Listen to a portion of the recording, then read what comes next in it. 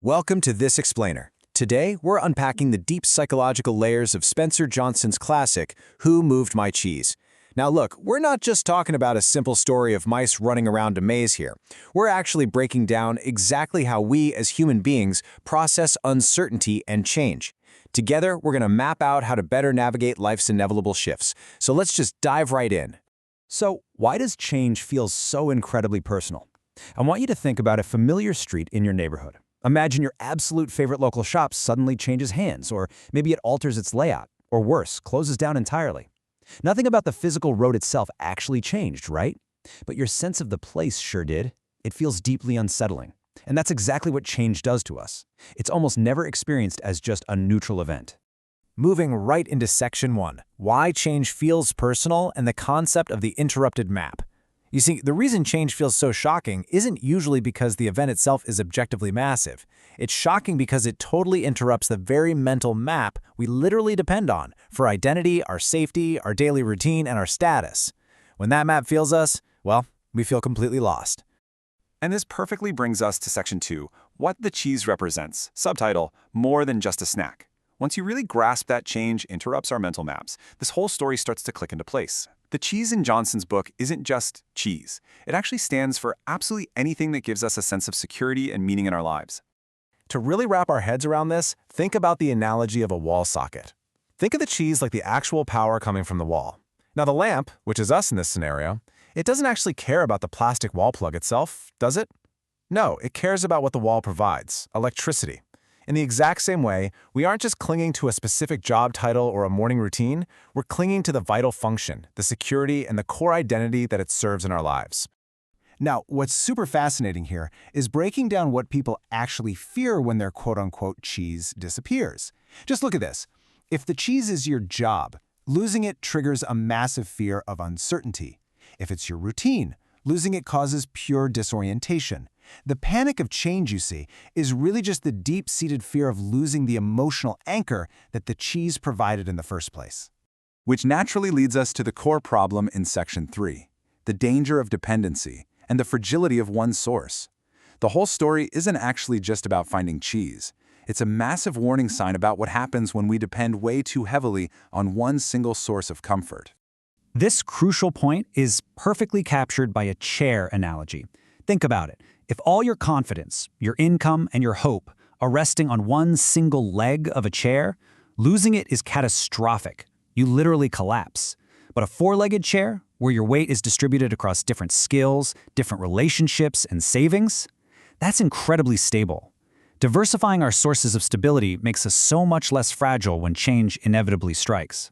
It's exactly like imagining keeping all your groceries in one single basket. If that handle breaks, boom, it's a total loss. But distributing them completely absorbs the failure.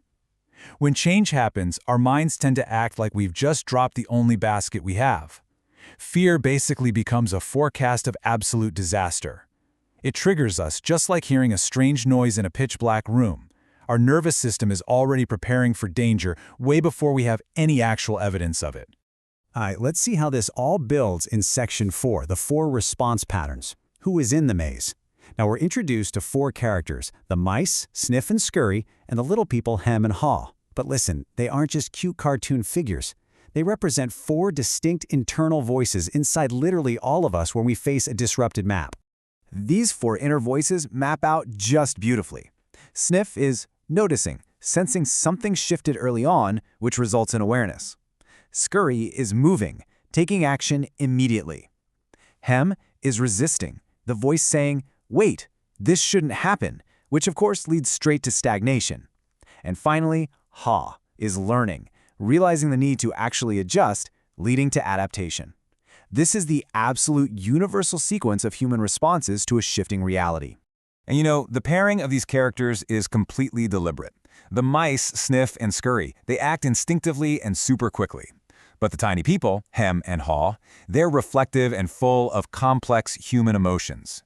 We humans are slow to adapt, not because we just lack information, but because we are constantly battling memory, pride, hope, and fear, all at the exact same time. We crave certainty before we make a single move. So let's focus on the character who actually figures it out. Section 5, Learning to Adapt. unpacking Ha's journey. Ha is really the bridge between knowing and doing. He shows us that true adaptation isn't about some instant superhero bravery. No, it is an incredibly messy, real-time learning process. If we follow Ha's emotional sequence here, first he notices that denial totally isn't helping. Then he actually admits that waiting around has a real cost. He starts experimenting with new behavior, and finally he makes this amazing discovery. Movement itself reduces his fear. Adaptable people aren't fearless. They're still afraid. They just consciously choose to adapt while they're afraid. And this leads directly to one of the most powerful realizations in the entire story. The fear of moving is usually worse than the movement itself. Now, Hem's resistance, that's a totally understandable form of grief for a lost world.